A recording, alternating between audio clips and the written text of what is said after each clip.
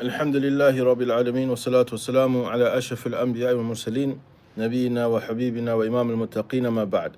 So we continue Bulugh al-Maram on the chapter now, Bab Shurut al-Salah, the chapter of the conditions of the prayer. وشروط جمع شرط, and shurut is the plural of a shart, and in the language it means al-izam wal-iltizam. It means holding on to something or being made to hold on to something, like something to be binding. أما في اصطلاح العلماء, as for according to the terminology of the scholars, it means ما يلزم من عدمه العدم, that which means if it's not in place, then that is not in existence, the action is not in existence. For example, shurut al-salah, if one of these conditions is not in place, then there's no salah. ولا يلزم من وجوده وجود ولا عدم, and if it's there, it doesn't mean that it's there or not there. And it's also said ما يتوقف عليه الشيء, is that which something is built upon, something that is established upon. For example, الطهارة للصلاة, like purification for the salah. الرضا للبيع or في البيع, when it comes to buying and selling, there has to be consent from both parties. They're both pleased. So when it comes to the conditions of the salah, the first hadith as mentioned, عن Ali ibn Talq radiallahu anhu, and this is hadith number 160 of Bulugh al-Maram, قال رسول الله صلى الله عليه وسلم إذا فسى أحدكم في الصلاة فلينصرف وليتوضأ وليعد الصلاة رواه الخمسة وصححه ابن حبان. Now this hadith mentions, if one of you passes wind in the salah, then let them leave and go and make wudu. Leave the salah, go and perform wudu, and then come and repeat the salah. This is important because many people don't understand this. They pass wind in the sun, they stay in the jama'ah. This is not to be done. This is not correct. You don't stay in the jama'ah. You have to leave, and then you repeat the salah, or if you catch up to what remains of the salah of the imam, then you do so. But as for staying in the salah, then this is not correct. So from the condition, and as from the conditions of the salah, if someone puts their hand out to stop you passing, walk past them. The sutra is only for the imam. The sutra is only for the imam.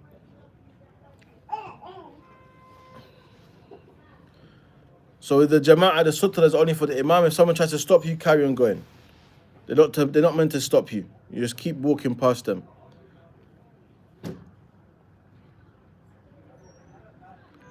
And this is based on also the fact the Prophet Muhammad he said, لا يقبل الله صلاة أحدكم إذا أحدث حتى يتوضأ. Allah will not accept the salah of any of you if they break their wudu until they go and perform wudu. So from this, الطهارة شرط لصحة الصلاة. Purification is a condition of the correctness of the salah. وأن الصلاة تبطل بالحدث في أثنائها. As for the salah, then it is null and void with the breaking of the purification. The difference between salah and tawaf. If you break your wudu in salah, you have to repeat the whole salah. You don't continue where you left off from when you go make wudu. As for tawaf, if you break your wudu during tawaf, you go and perform wudu and you continue from where you left off. And if you was in the fourth round and you broke your wudu, you haven't completed the fourth round, then you go back after making wudu of tawaf. You have done 3 rounds. This is your 4th round now. But as for the salah, you break wudu, you have to repeat the salah. You leave the salah, you go and perform wudu, and then you start the salah again.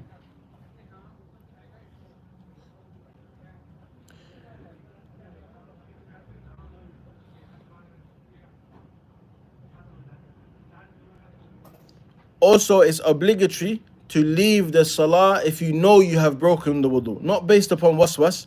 if you know for certainty. As for waswas, then you are to ignore this.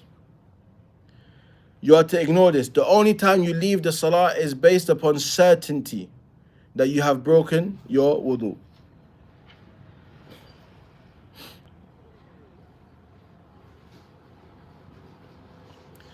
And based on this, the Prophet Muhammad ﷺ, he advised someone who had issues of waswas. And he said, لا ينصرف حتى يسمع صوتا أو يجد ريحا.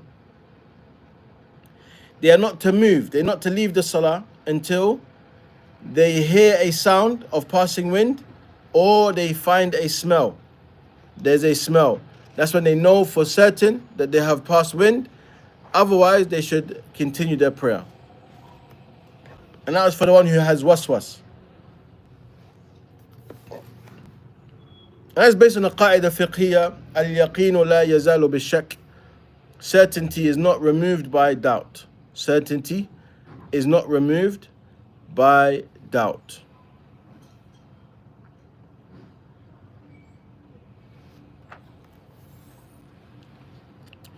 Also, this shows the virtue of the salah, that is an act of worship that is not valid unless it's done in a state of purity. That one has to be in a state of purity for them to be able to pray the salah.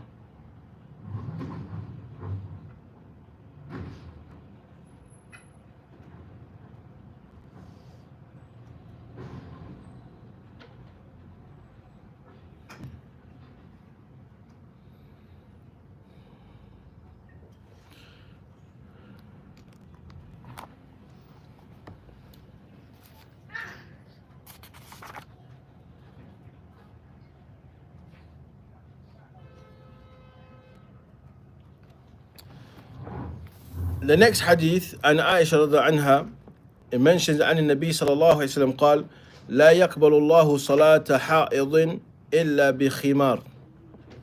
إلا بخمار. So it mentioned that the Prophet Muhammad ﷺ, he said, Allah does not accept the salah of a girl who's reached the age of puberty except that she wears a khimar. And a khimar is a piece of cloth which covers a woman's head and neck area. And that means her whole body should be covered. Her whole body should be covered from her head to her feet.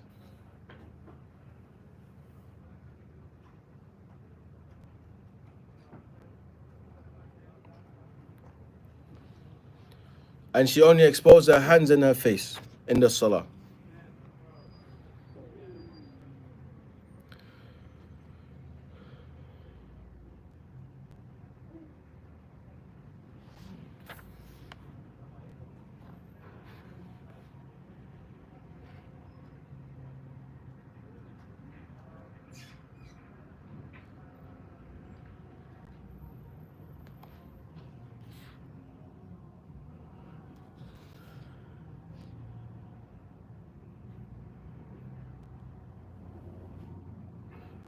So that shows that it's obligatory for a woman to cover her head in the salah, otherwise the salah is not correct. And that's why from the condition of the salah is satr al-awra. So if a woman prays without covering her head, the salah is batila, it's not accepted.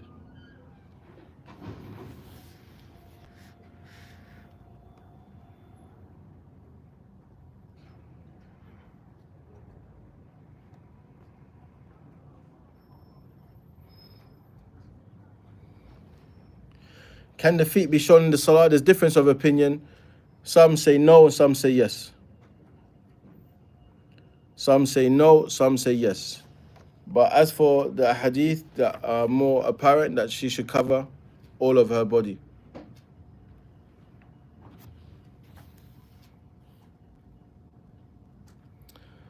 Also, عن جابر أن النبي صلى الله عليه وسلم قال إن كان الثوب واسعا فلتحف به، يعني في الصلاة، ولمسلم فخالف بين طرفيه، وإن كان ضيقا فَاتَّزِرْ بِهِ مُتَّفَقٌ عليه. So he mentioned the Prophet Muhammad ﷺ, he said to Jabir, if the garment is very wide, spacious, wrap it around your body during the salah.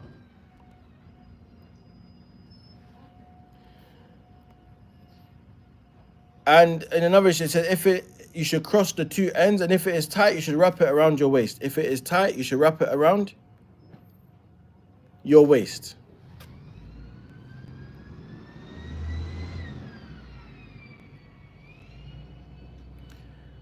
And in another narration, another hadith, it mentioned عن أبي هريرة رضي الله عنه قال لا يصلي أحدكم في الثوب الواحد ليس على عاتقه منه شيء.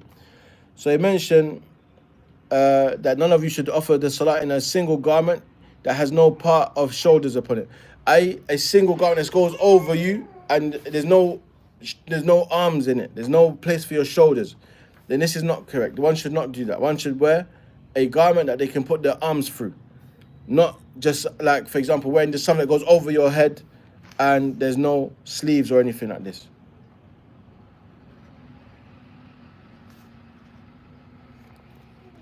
So in this hadith, it mentions matters related to satr al-awrah. Naam. And as for the awrah in terms of what can be seen between men among themselves is their belly button. They have to cover their belly button to their knees. And that's the same for women among women. That is the same between women among women. The awrah is the belly button to the knees. As for the salah, in the salah, then they should also cover the shoulders. Men should cover their shoulders.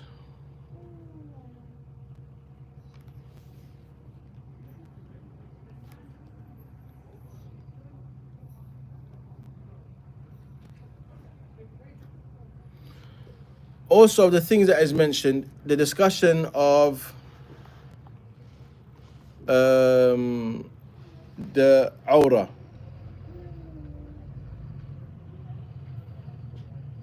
Of the thigh.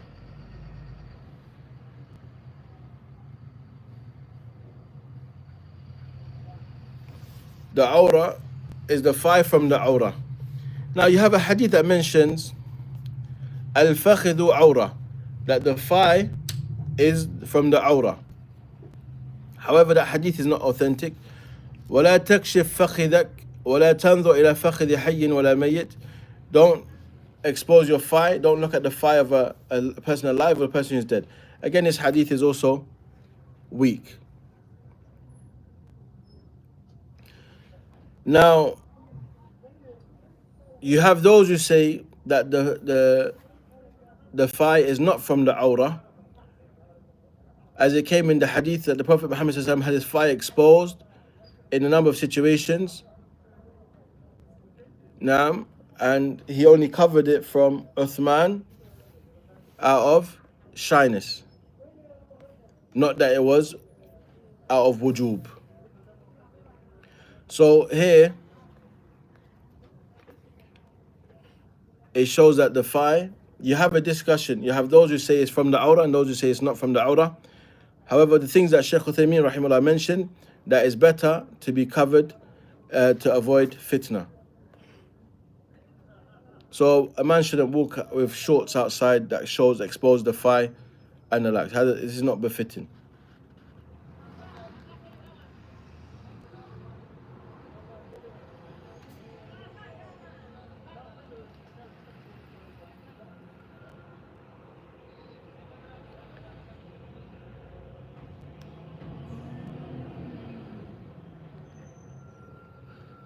And also, some of these rulings were based on the fact that some of the Sahaba, many of them were poor. They only had one item of clothing. They didn't have many pieces of clothing.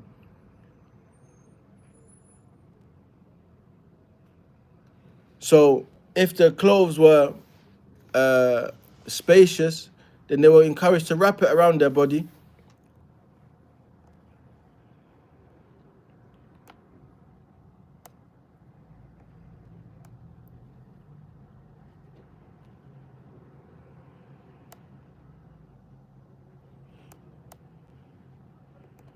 that one should wrap it around their body and not make it as if it's just one garment that goes over their body without any place for their arms. Now, rather, they should wrap it around their body as if it's got two parts to it.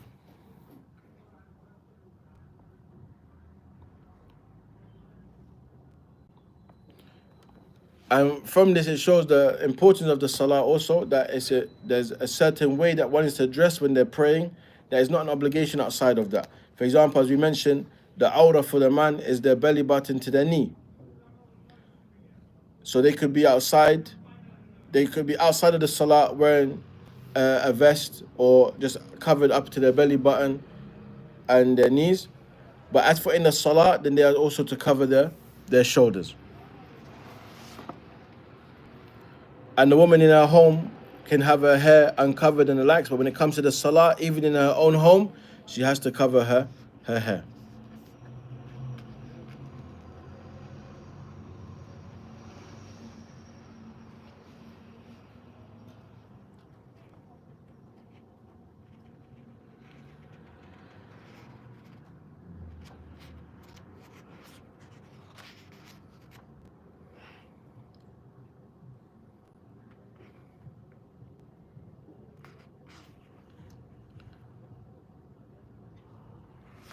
Now, it came in the hadith of Salama رضي الله عنها أنها سألت النبي عليه الصلاة والسلام أتصلي المرأة في درع وخمار بغير إزار قال إذا كان الدرع سابغا يغطي ظهور قدميها.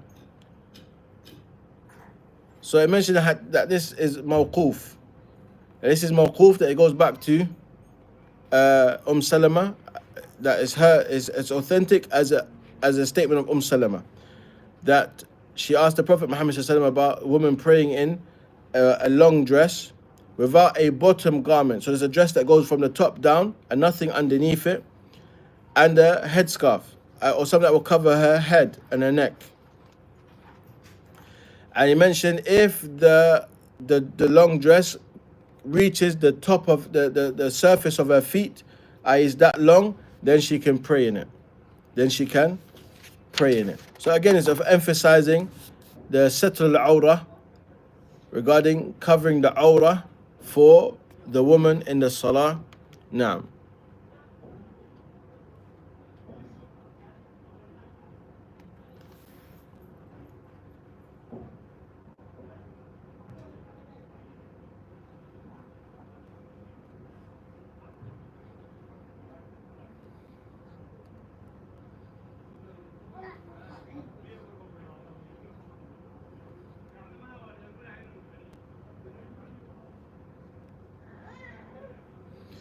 and that's why you have the difference of whether it's obligatory to women cover their feet or not in the salah, because they say this hadith is not from the saying of the Prophet Muhammad ﷺ, but the statement of Salama. So it doesn't. They say it's not evidence of wujub. It's not evidence of obligation as a result of that.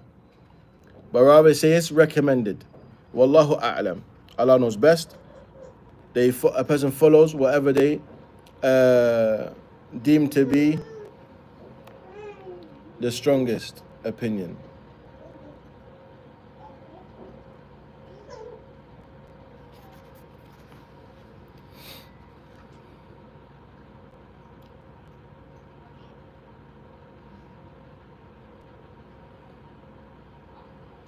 So those ahadith that we mentioned, all of them are in reference to covering the awrah. That covering the awrah is from the conditions of the salah.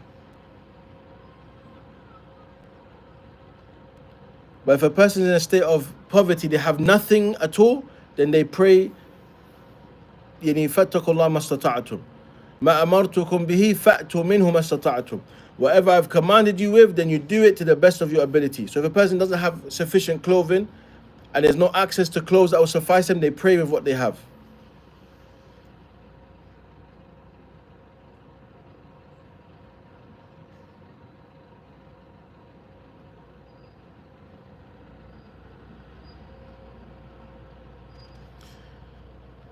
Now the next hadith, it mentions عن عامر بن ربيعة رضي الله عنه قال كنا مع النبي صلى الله عليه وسلم في ليلة مظلمة فأشكلت علينا القبلة فصلينا فلما طلعت الشمس إذا نحن صلينا إلى غير القبلة فنزلت فأينما تولوا فثم وجه الله أخرجه الترمذي وضعفه. هذا حديث ضعيف. The next hadith عن أبي هريرة قال قال رسول الله صلى الله عليه وسلم ما بين المشرق والمغرب قبلة. That which is between the east and the west is the qibla. رواه الترمذي وقواه البخاري.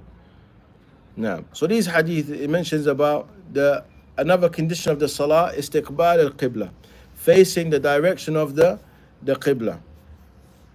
So in the first hadith it mentions, when we was with the Messenger of Allah, والسلام, it was a very dark night, so he wasn't able to find the qibla, so he prayed.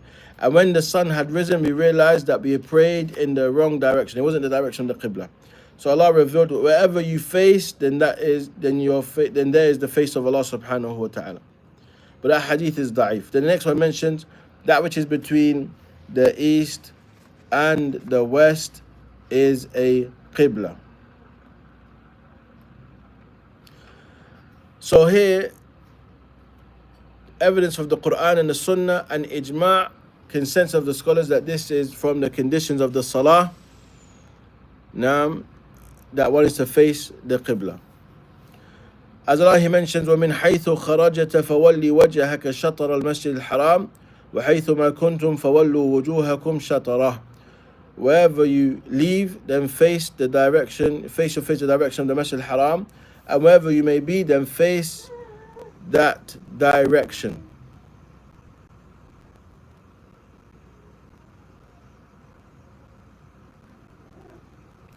And another hadith, من صلى صلاتنا واستقبل قبلتنا وأكل ذبيحتنا فذلك المسلم. Whoever prays our salah and faces our qibla and eats our slaughtered meat, then that is a Muslim. And the shahid is واستقبل قبلتنا, and faces the direction of our qibla.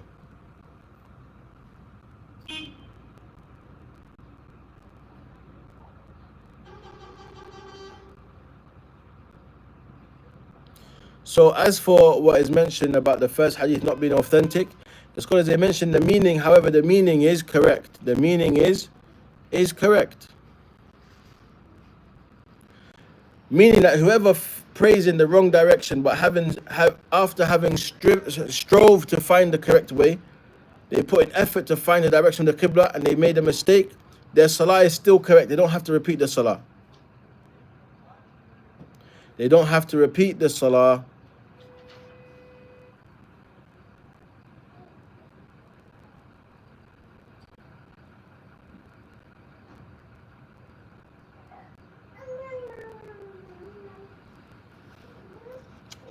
No, and that also shows the ease of the religion.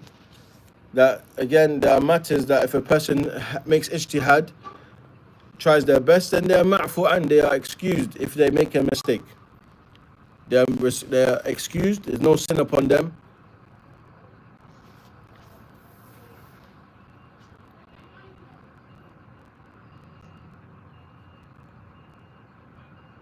As for the times that one is not to face the qibla, is when relieving oneself, answering the call of nature. One should not face the qibla nor turn their back to it. And that's if they're in the open land. Of the thing that's mentioned within the cubicles, the toilets and the likes, then there's no harm whichever direction they face. هذا ما قيل والله أعلم. But all of this is evidence of the ease of the religion. Allah mentions وَمَا جَعَلَ عَلَيْكُمْ فِي الدِّينِ مِنْ حَرَجٍ. Allah has not made any hardship upon you in the religion. And كما قال النبي صلى الله عليه وسلم إن الدين يسر. Indeed, the religion is ease. From the exceptions we have عن عامر ابن ربيعة رضي الله عنه قال رأيت رسول الله صلى الله عليه وسلم يصلي على راحلته حيث توجهت به. When one is traveling, that one can pray in the direction that their riding beast is facing. As he mentioned, I saw the Prophet Muhammad ﷺ praying on his riding beast when he was traveling, the direction that his riding beast was facing.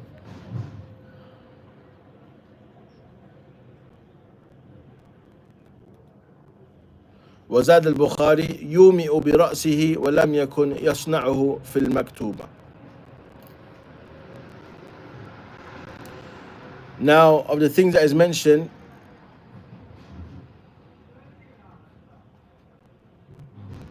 he would use it, he would lower his head, he would direct with his head the different positions of the salah. But he did not do that in the obligatory prayers. So he mentioned, that's the addition of Bukhari, mentioning that this action was done in the salah that was voluntary. The salah that wasn't an obligatory salah, that the Prophet Muhammad would pray on his riding beast, the direction he was facing, and he would allude with his head. He would allude with his head, and he would not do that for the obligatory prayers.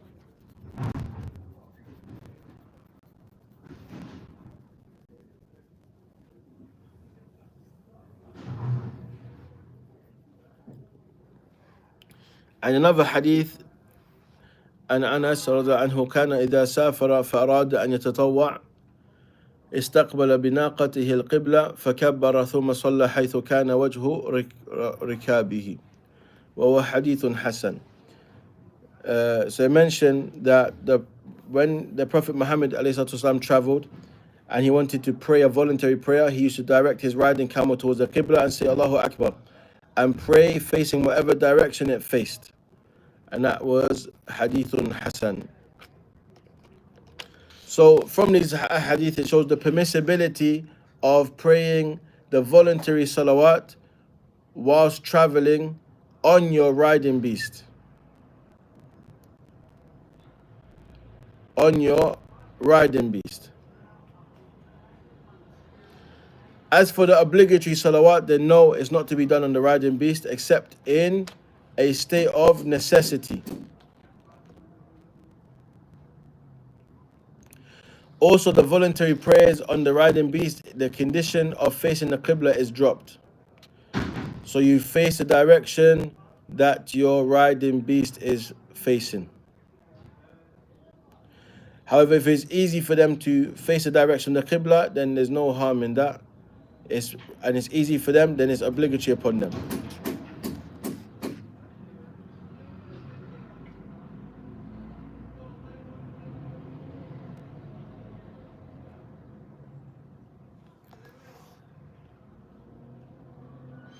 Also, if a person's praying sitting on the riding beast, then they allude with their head the ruku' and the sujood. They lower their head. That's why when a person is praying sitting down, you don't move your whole body. You just move your head. You only move your head for the different positions of the salah, not your whole body.